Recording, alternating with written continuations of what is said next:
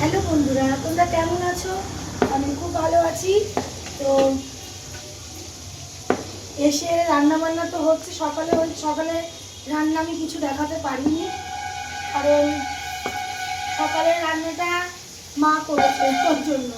তো রাতে আমি কি রান্না করছি সেটাই তোমাদের একটু তুলে ধরছি।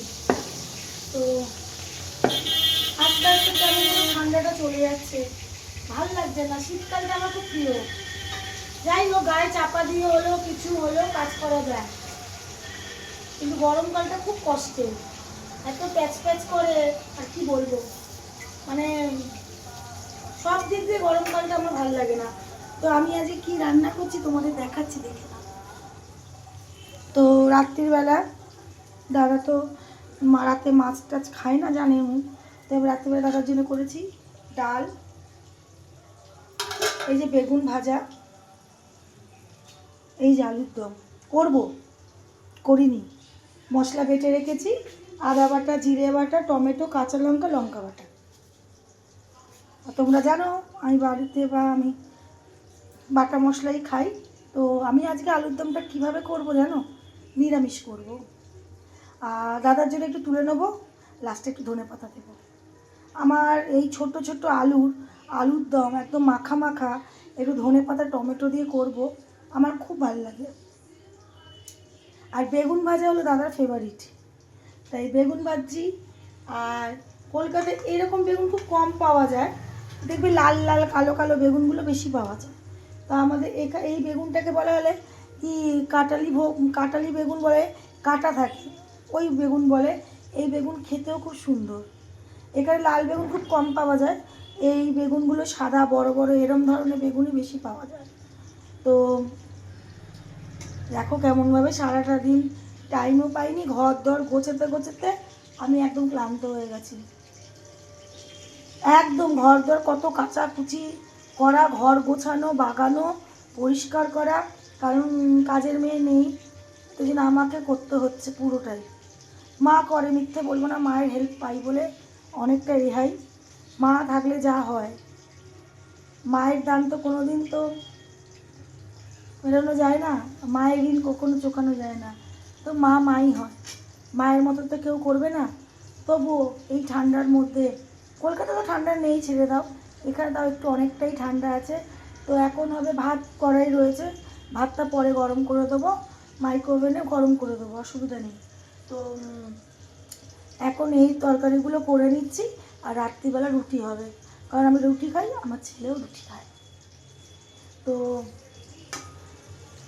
আজকে এরকম আলুর দম, আর সকালবেলা হয়েছে ছোটো মাছের চচ্চড়ি মাখা মাখা করে, বুঝেছ?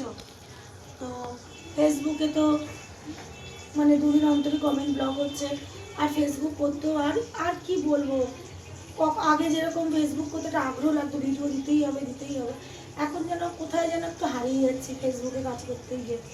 তো তোমরা যদি পারো, ফেসবুকে তো আছোই তোমরা সহযোগিতা না করলে হয়তো এত বড় পরিবার আমার হতো না, বা এত ভালোবাসা আমি পেতাম না।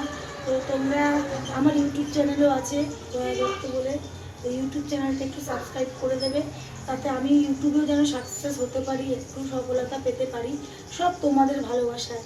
তো তোমরা একটু আমার ইউটিউব চ্যানেলটাকে একটু সাবস্ক্রাইব করে দিই, এইটুকুই তোমাদের বলতে পারি।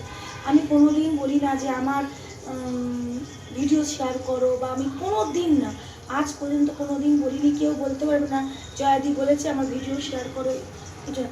দেখো, বলবে জয়াদি বলছে কথাটা, আমার ভিডিও ভালো লাগলে এমনি মানুষ শেয়ার করবে, আমি কেন বলবো শেয়ার করো, আমি কেন যে নেমন্তন্নটা নেবো বলো? অটোমেটিক যদি আমার ভিডিও ভালো লাগে এমনি করবে, তাই না? তো কোনো কিছু চেয়ে কিন্তু পাওয়া যায় না, চাইতে কোনো কিছু পাওয়াটাকে আমি মনে করবো আমি সফলতার দিকে এগোচ্ছি। তোমাদের ভালোবাসায়, তোমাদের আন্তরিকতায়, বা তোমরা যে আমাকে এতটা ভালোবাসো, সেটা আমি বুঝতে পারি আমার শেয়ার দেখে। আমার যে কদিন শেয়ার করো, মন থেকে করো, এটুকুনি আমি জানি। কারণ আমি আমি শেয়ার করি না, নিজের পোস্ট কোনোদিনই করি না, এটা তোমরা জানো। আর ফেসবুকে যতটুকু রুলস এতদিন মেনে চলেছি, আগামীকালও মেনে চলবো। ফেসবুক আমাকে অনেক কিছু দিয়েছে, হয়তো অনেক অনেক স্টার হয়তো আমি পাইনি, বা অনেক ঝুড়ি ঝুড়ি স্টার সেন্টারদের কাছ থেকে আমি অনেক কিছু পেয়েছি, তাও না। হ্যাঁ, আমার কাছে একটাও যদি কেউ স্টার দিয়ে থাকে বা দুটো, আমার কাছে ওটাই অনেক। তো ছাড়ো, সব বন্ধুদের নিয়ে আমাদের চলতে হবে।